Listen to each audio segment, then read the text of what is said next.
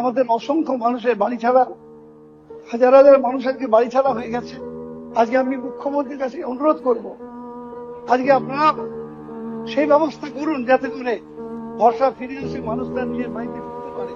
প্রথমত আপনি বলেছেন মুখ্যমন্ত্রীর কাছে, সরকারের কাছে আবেদন করেছেন ঘর ছাড়াদের বাড়িতে ঢোকাতে হবে।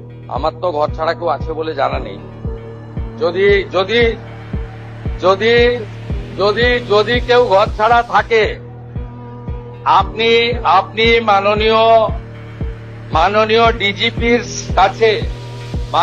ডিজিপির কাছে তালিকা দেবেন, কিন্তু শর্ত একটাই, ওই ব্যক্তির বিরুদ্ধে 2021 সালে নির্বাচন পরবর্তী সন্ত্রাসের যে 12,500 এফআইআর হয়েছিল তার কোনো অভিযোগ নেই।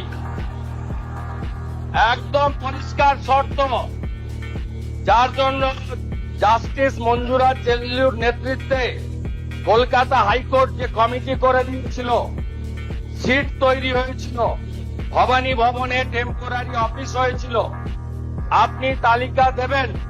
তার মধ্যে যদি সম্মানীয় রাজনৈতিক ব্যক্তিত্ব থাকে যাদের বিরুদ্ধে 2021-এর পোস্টপোন ভায়োলেন্সের অভিযোগ নেই, তাকে সসম্মানে এলাকার বিজেপির বিধায়ক এবং এসপি গিয়ে বাড়িতে ঢুকিয়ে দিয়ে আসবে।